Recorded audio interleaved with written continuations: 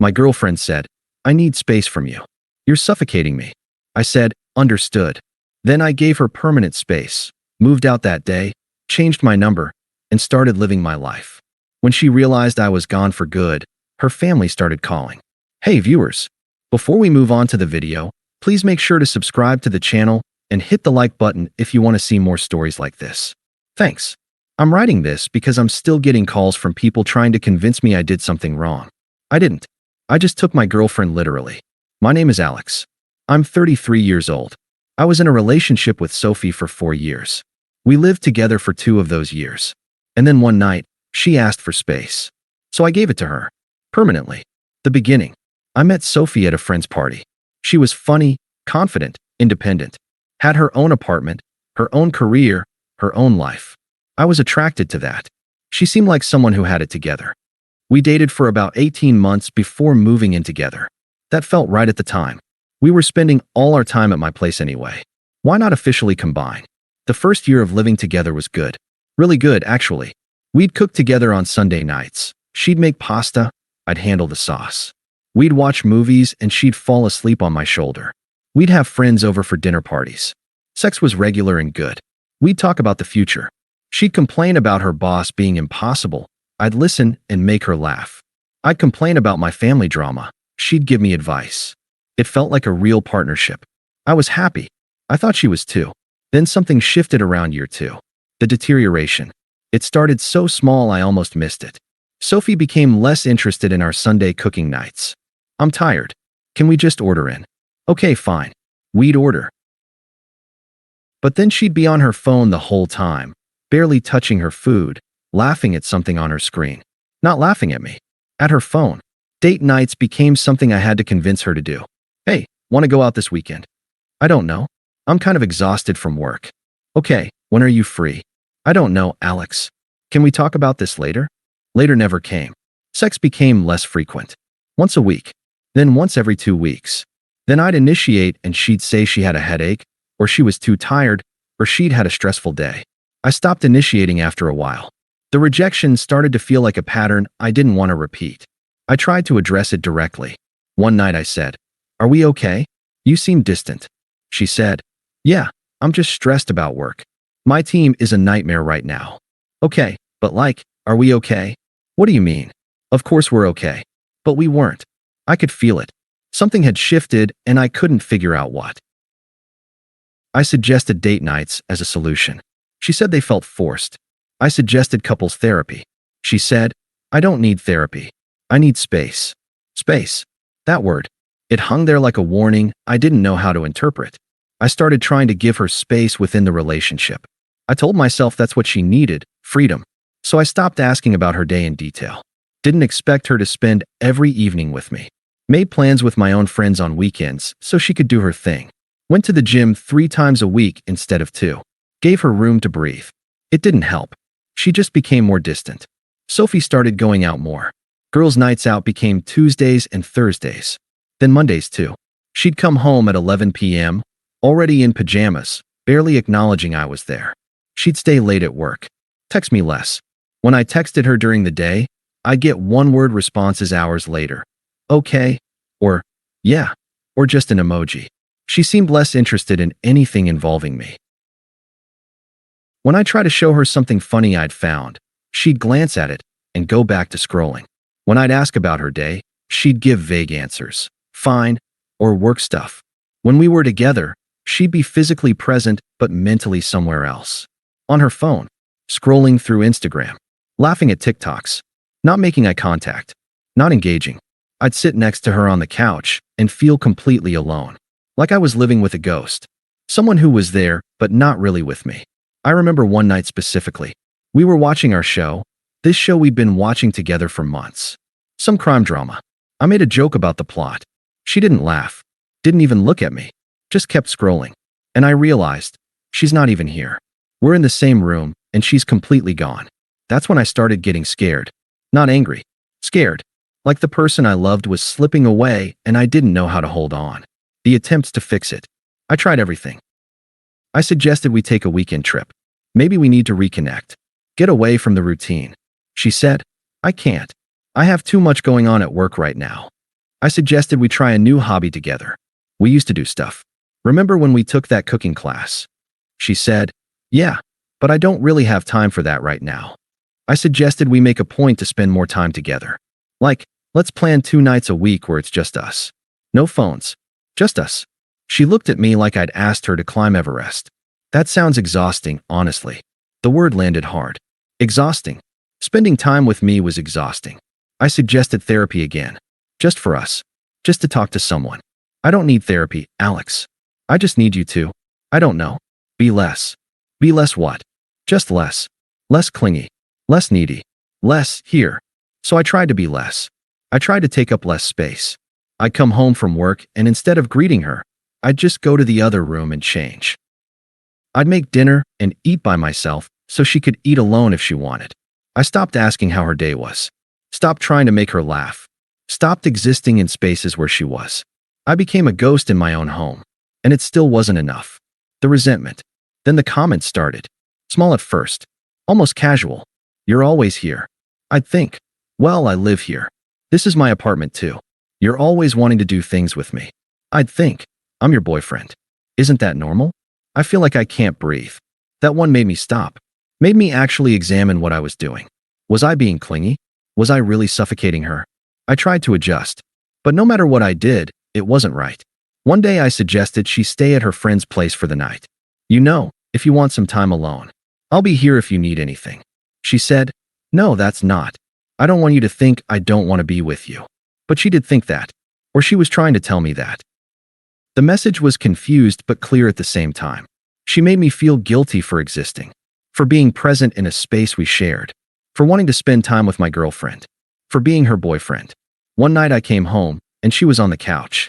I sat down next to her. Not too close, just on the other end of the couch. And she immediately got up and moved to the chair. I didn't say anything. Just sat there wondering what I'd done wrong just by existing. Another time, I brought home her favorite food. Thai from the place she loved. She said, oh, that's nice.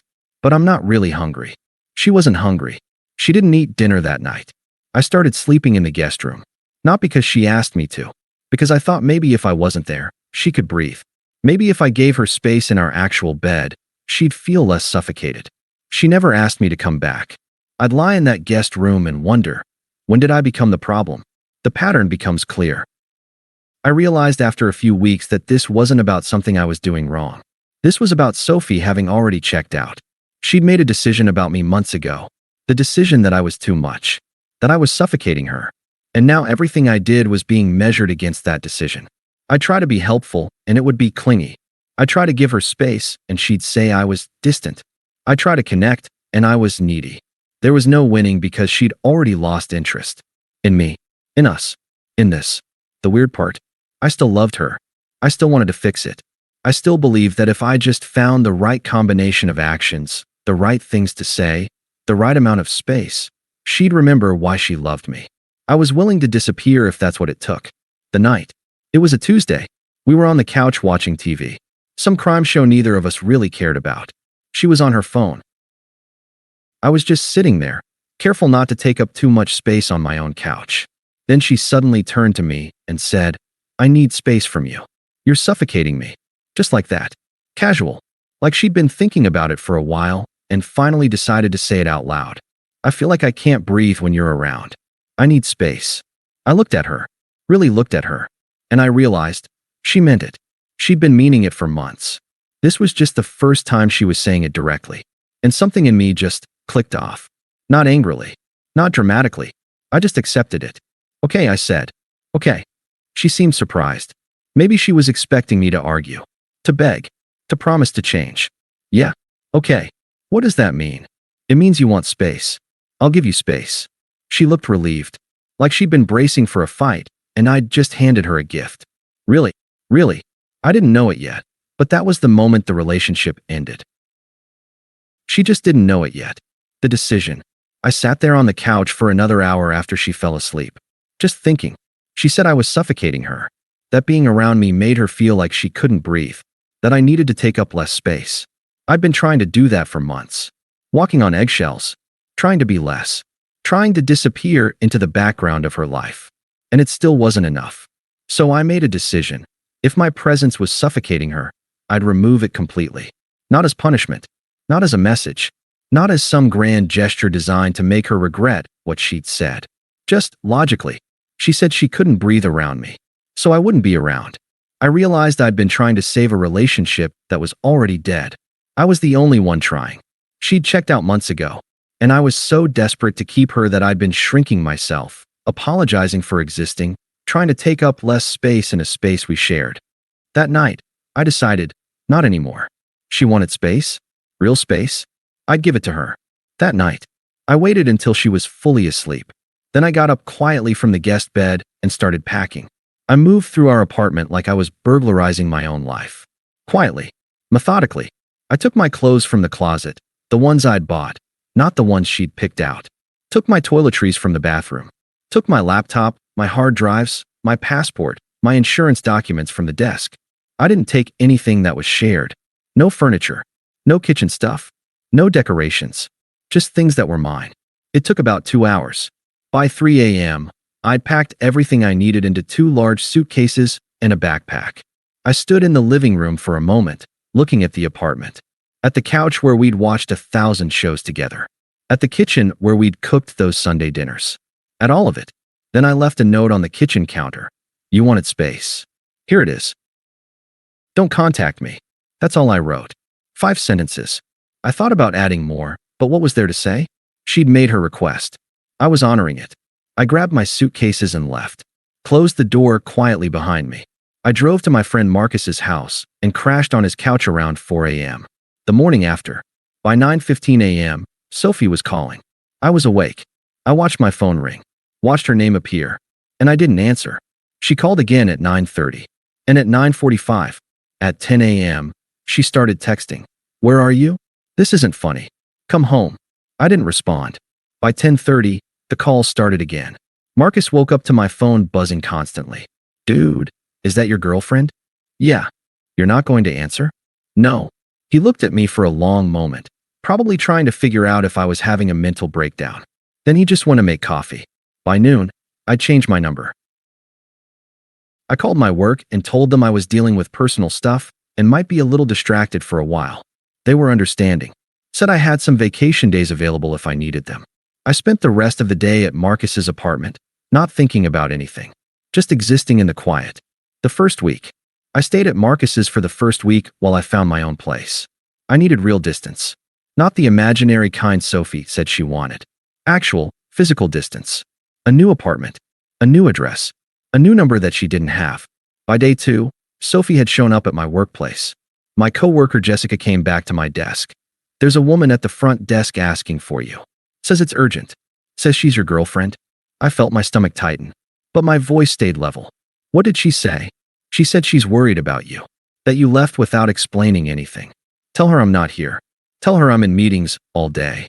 Jessica looked uncomfortable. She seems pretty upset. Are you okay? I'm fine. Just tell security to help her leave. I heard later that Sophie had tried to push past the front desk. That security had to actually escort her out. She'd been crying. She kept asking if I was okay. If I'd been in an accident. If something bad had happened. I wasn't at work. I was at Marcus's apartment, getting a new phone. The calls and messages. She texted from different numbers. Called from her friends' phones. Tried every angle to reach me. From her coworker's number. Please just talk to me. I didn't mean, from her sister's number. Alex, please call Sophie. She's really worried about you. From an unknown number. Hi Alex, this is Claire, Sophie's friend. I don't know what happened, but she's really upset. Can you please just let her know you're okay? I blocked those numbers. Created a rule in my email, so anything from her contact information went to spam. By day 5, her family got involved. The family intervention. The first call came from an unknown number. I almost didn't answer. But I did. Alex? It's Patricia, Sophie's mom. We need to talk about what's happening. I took a breath. Prepared myself. Okay. Hi, Patricia. Sophie says you just left. Is that true? Yes. Why would you do that? She said you packed your things in the middle of the night like a lunatic. She asked for space. I gave it to her. Patricia's voice got higher, more panicked. She didn't ask you to disappear. She just wanted some time. Some breathing room in the relationship. You can't interpret that as a reason to abandon her. She said I was suffocating her. She said she couldn't breathe around me. So I removed myself from the situation. Permanently. That's not what she meant, Alex. When someone says they need space in a relationship, they don't mean leave forever. She didn't specify a time frame. She said she needed space. I gave her space. Patricia tried a different approach. Her voice became softer, more desperate. Look, Sophie is devastated. She's not eating. She's not sleeping. She called in sick to work yesterday. This was supposed to be temporary. You can't just walk out on someone like this. I'm not walking out. I'm respecting her request. She said she felt suffocated by my presence. So I removed my presence. Now she has all the space she could possibly want. You're being intentionally difficult. No, I'm being literal. She asked for space. She got it. Patricia hung up. But it didn't end there. The escalation. Over the next week, I got calls from Patricia again, left a voicemail. Please, just call me back. We need to talk about this rationally. David, her father, son, I don't know what's going on, but walking out on someone is not the answer. Her sister Michelle, you're being really immature. You can't just leave someone because they asked for space. Her best friend Katie, whatever happened between you two? This is cruel. She's been crying for days. Her coworker Marcus, hey man, not sure what's going on, but Sophie's a wreck at work. Can you please just talk to her? A number I didn't recognize that turned out to be her therapist asking me to call her back. Sophie is in crisis, and I think it would really help if you would just have a conversation with her. I blocked every number. Some left voicemails. Some just called repeatedly. The desperation was clear, but I didn't waver, because I knew what would happen if I answered. They'd try to convince me I'd misunderstood, that I was being cruel, that this was extreme, that I should come back and they could work it out. But there was nothing to work out. She'd asked for space. I'd given it to her. Sophie's attempts. By day 10, Sophie herself showed up at my apartment building. Marcus told me about it. He'd seen her from the window. She sat outside for 3 hours, just sitting in her car, occasionally getting out and staring at the building. I didn't go down. Didn't look out the window. Just let her sit there. Eventually, a security guard apparently asked her to leave. She did. That night, she left a voicemail. I'm sorry. I didn't mean it the way you took it. I just needed some time to figure things out. Some breathing room. Please just come back and we can talk about it. We can work through this. I didn't call back. She texted from yet another friend's phone. I hate you for this. I hate that you're doing this to me. I didn't respond. But I thought, good. At least you're feeling something. I blocked that number too. By day 14, she texted from her own number. I unblocked it to see what she'd say. I made a mistake. I didn't understand what I was asking for. I don't actually want space from you. I want us. Please. I didn't respond. I blocked the number again. What I realized. By week 3, Sophie's family had mostly stopped calling. They'd realized I wasn't going to change my mind. But I'd realized something too. Sophie had no idea what she was asking for when she said she needed space. She thought space meant, I'll wait for you while you go find yourself. Or, I'll be here, but less intense. Or, give me a few days, and I'll remember why I love you. She didn't think it meant, I'll actually be gone. She wanted space on her terms. Space where I was still available when she wanted me. Space where she could have freedom, but I was still a safety net. A backup option. I gave her real space. Permanent space. Space where I was actually gone. And she hated it because it meant she had to deal with the consequences of her words. Moving forward, I found my own apartment by week 2. A studio in a building across town. Small kitchen, 1 bedroom, hardwood floors. Nothing fancy, but it was mine. There was no couch where I'd sat feeling alone. No kitchen where I'd cooked dinners nobody ate. No guest bed where I'd slept trying to give her space. Just space. Actually mine. I told my work I was dealing with personal stuff and might be a little distracted for a while. They were understanding. I started actually living my life. The life I'd been apologizing for. I went out with friends on Friday nights. Actually went. Didn't cancel last minute. Didn't make excuses about why I couldn't leave. I just went. I had dinner with my parents. Let them ask questions about Sophie. Told them I'd moved on and they didn't need to worry. I went to the gym and actually enjoyed it. Wasn't thinking about whether I was taking up too much space in the apartment. Was just exercising. I watched shows I wanted to watch. Ate what I wanted to eat. Took up space. Existed without apologizing. For the first time in months, I felt like I could breathe. 3 months later, I started dating casually. Nothing serious. Just normal interactions with people who actually wanted to spend time with me. No walking on eggshells. No trying to disappear. Just two people hanging out, enjoying each other's company. It was refreshing. Easy. Like I'd forgotten what that felt like. I heard through mutual friends, which I shouldn't have cared about, but information gets around, that Sophie was struggling.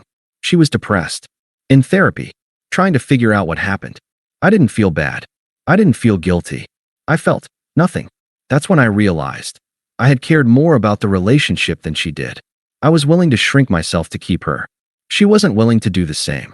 So when she said she couldn't breathe, she was being honest. She just didn't understand that I'd take her literally.